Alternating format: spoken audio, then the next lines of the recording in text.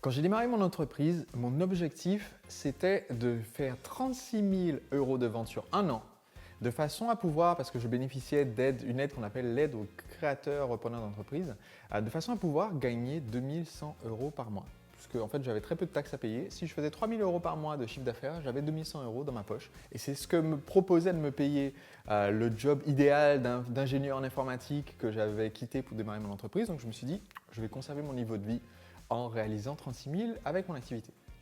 Et puis, la première année, du moins dans le premier trimestre, j'étais exactement à mon objectif, 3 000 € par mois. Mais malheureusement, le plan a complètement raté quand le quatrième mois, j'ai eu 0 vente. Donc, j'ai décidé d'apprendre le marketing.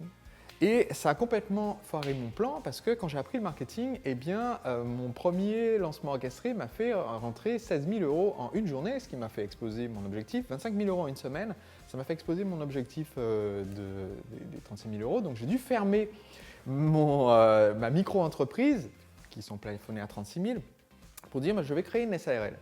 Et du coup, je suis passé de environ 8 000, 9 000 € dans la première année, 2007, où j'ai eu 3 mois d'activité, à la deuxième année, environ 90 000 € de chiffre d'affaires, et la troisième année, 190 000, et ensuite 340 000, et ensuite 510 000. Mais en fait, juste avant de passer le cap des 100 000, au cours de ma deuxième année, je me sentais vraiment bloqué. Je sentais que j'étais incapable de passer le cap qui m'amènerait à 6 chiffres de chiffre d'affaires par an. C'est-à-dire que je me sentais bloqué, ça faisait plusieurs mois d'affilée que je me disais si j'arrive ce mois-ci à dépasser les 8 000 € de chiffre d'affaires, 8 333,33, alors l'année prochaine j'ai un chiffre d'affaires à 6 chiffres. C'était mon nouvel Eldorado, mon nouvel objectif. Une entreprise avec 6 chiffres de chiffre d'affaires, ça serait un truc de dingue. Mais pourtant, je n'arrivais pas. Ce chiffre symbolique de 8 000, je n'arrivais pas. Donc un jour, j'ai participé à un séminaire avec Eben Pagan, qui est un des leaders du marketing international. Et j'ai dit à Eben, écoute, j'aimerais que tu me dises qu'est-ce que je peux lire, quelles ressources je peux trouver pour sortir de mes blocages et réussir enfin à passer ce plafond des 100 000 € de vente sur l'année. Et il m'a dit, écoute Sébastien, est-ce que tu as lu « Réfléchissez et devenez riche » de Napoléon Hill? J'ai dit non. Il m'a dit, lis celui-là. Et m'a dit aussi, il y a un deuxième livre que tu dois lire, et ce livre s'appelle « Les secrets de l'esprit millionnaire »,« Secrets of the Millionaire Mind ». Et j'ai dit, tiens, c'est intéressant comme titre. Donc j'ai acheté les deux livres. Alors, dans les lectures du lundi, vous n'allez pas entendre parler de « Réfléchissez et devenez riche », de « Think and Grow Rich ». Pourquoi? Parce que je l'ai lu et ça ne m'a pas changé grand-chose. Je sais, c'est le livre de développement personnel le plus recommandé dans le monde. C'est le livre qui a lancé l'idée du mastermind, qui est une des idées qui a changé ma vie, mais ce n'est pas là que je l'ai apprise. C'est un livre qui a impacté beaucoup de personnes, mais moi, non. Par contre, l'autre livre, Les secrets de l'esprit millionnaire, de T. Harv Eker, en anglais Secrets of the Millionaire Mind, c'est pour ça que j'ai l'exemplaire en anglais, c'est parce que je l'ai acheté le jour même aux États-Unis sur Amazon et je l'ai reçu en anglais, mais il existe en français. Ce livre-là a changé ma vie d'entrepreneur. Ce livre-là m'a apporté une compréhension de qu'est-ce que c'est que la mentalité d'abondance qui permet de passer de 0 à des millions d'euros en peu de temps.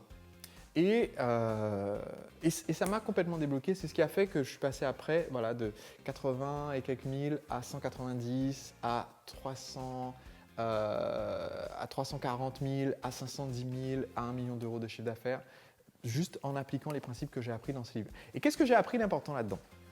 Eh bien, tout d'abord, j'ai appris qu'il y a dans notre cerveau un plan. Déjà, un plan financier, qu'aujourd'hui, vous avez un plan qui vous guide sans que vous le sachiez et qui décide de vos actions au quotidien. Comment est-ce que vous allez voir l'argent? Comment est-ce que vous allez interagir avec vos clients? Qu'est-ce que vous allez faire? Comment vous allez réagir quand vous avez un soudain apport financier? Qu'est-ce que vous allez décider de faire de cet argent? Et j'ai découvert qu'on hérite en fait ce plan de nos parents, on hérite ce plan de notre entourage, on ne le remet souvent pas en question et que c'est ce plan qui nous condamne à avoir ce que T. Harv Eker, l'auteur du livre, appelle un thermostat financier. Notre thermostat financier, c'est une température idéale sur laquelle notre cerveau essaye de conserver notre vie en permanence. Qu'est-ce que ça fait un thermostat? Eh bien, si vous mettez un thermostat dans une pièce, si vous dites voilà, je veux que cette pièce soit à 25 degrés, vous allez avoir un système qui est équipé d'une climatisation et d'un radiateur. Et si jamais il y a un peu trop de soleil qui rentre par les fenêtres et que la température de la pièce monte au-dessus de 25 degrés et qu'elle atteint 27 degrés, hop, la clim se met en marche et vous revenez à 25. Si jamais d'un seul coup il y a un courant d'air et que la température de la pièce descend à 24, descend à 23, là d'un seul coup vous allez avoir la ventilation qui va se mettre en marche avec un radiateur et on remonte à 25. Et je me suis rendu compte qu'on a exactement la même chose dans notre vie financière. On a un thermostat. Si aujourd'hui, votre compte bancaire est à environ zéro, quelques dizaines d'euros sur votre compte courant, eh bien, vous avez été sur votre compte courant à quelques dizaines d'euros pendant longtemps, n'est-ce pas? Si sur votre compte courant, vous avez peut-être 1000 ou 1200 euros, vous avez été à 1000, 1200 euros pendant longtemps. Si vous avez épargné 100 000 euros et que vous en êtes là, vous êtes peut-être là depuis un moment. Et c'est vrai dans notre vie personnelle et dans notre vie d'entreprise. Et donc, une fois que j'ai appris ça, ça m'a libéré parce que j'ai appris qu'en fait, il est possible de changer notre thermostat. Et que si on arrive à changer ce thermostat, si on arrive à changer notre façon de penser, quel est notre niveau standard de vie auquel on doit vivre, eh bien, on peut augmenter notre niveau de vie et d'un seul coup se mettre à gagner plus parce que inconsciemment, on va toujours viser cette nouvelle hauteur. Et c'est ce qui a fait que je suis passé de « il faut que je génère assez de chiffre d'affaires pour me payer 2000 euros, 2100 euros » à « eh bien, je vais tenter 2500 ». Et là, c'est passé comme ça. Je me suis dit « bon ben ok, et si je me payais 3000 euros par mois et que je me disais « c'est mon nouveau standard de vie, je me paye 3000 euros par mois ». Et hop, ça a marché. Ensuite, je me suis dit « bon ok, j'augmente à 4000 ». Et qu'est-ce qui se passe si je me paye 4000 euros par mois ?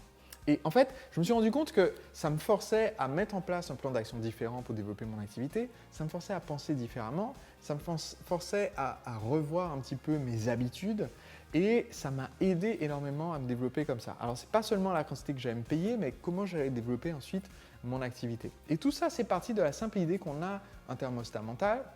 Et ensuite, dans ce livre, j'ai aussi appris l'importance de donner. Et au moment où j'ai découvert pour la première fois l'idée de donner, je gagnais, c'était avant de créer mon entreprise, c'était avant de lire ce livre, mais j'ai compris l'idée de donner 5% de ce qu'on gagne et à l'époque, je gagnais 150 euros par mois. Donc, ça faisait 7,50 euros. Et j'ai décidé de donner 7,50 euros par mois. Donc, je suis allé, j'étais dans une rue de Nantes, j'ai été abordé par quelqu'un d'une association caritative qui m'a dit voilà, vous pouvez donner le minimum, c'est donner 8 euros par mois. Je me suis dit allez, soyons royal, je vais donner 8 et pas 7,50 euros par mois. Et en fait, le fait d'avoir cette mentalité de je donne un peu de ce que je gagne, ça m'a débloqué en me disant en fait, je peux augmenter mon thermostat intérieur parce que si je gagne davantage, je pourrais donner davantage. À l'époque, j'en étais à juste donner 8 euros et ensuite, j'ai pu augmenter graduellement ce que je pouvais donner jusqu'à pouvoir me dire je peux vraiment soutenir une association caritative comme l'association Toi à Moi, qui est l'association démarrée par un de mes amis et dire on va aider à reloger des sans-abri à Nantes et ensuite l'association de mon ami Sue McLaren qui est basé au Kenya, qui construit des écoles et dire on va financer la construction d'une école. Tout ça, c'est possible parce qu'aujourd'hui, j'ai une abondance financière que ce livre m'a aidé à acquérir. Donc, c'est un livre que je vous recommande vivement, Les secrets de l'esprit millionnaire. Donc, dans ces lectures du lundi, c'est une des clés que je vous recommande, des premiers livres que je pense que tout entrepreneur devrait lire, que vous le lisiez en anglais ou en français. Et en plus, vous avez une place gratuite pour son séminaire si vous achetez son livre, ce qui est quand même excellent parce que ce séminaire qui s'appelle Millionnaire Money Intensive est un des 3 séminaires dont je pense que les entrepreneurs devraient y assister. Le premier, c'est donc les 3, c'est Les secrets de l'esprit millionnaire, Millionnaire Money Intensive de Tyra Baker. Il y a Tony Robbins avec Libérer votre puissance intérieure, Unleash the Power Within. Et Entrepreneur libre de Sébastien Knight. Ce sont les 3 séminaires que tout entrepreneur devrait avoir fait et même refaire plusieurs fois dans sa vie.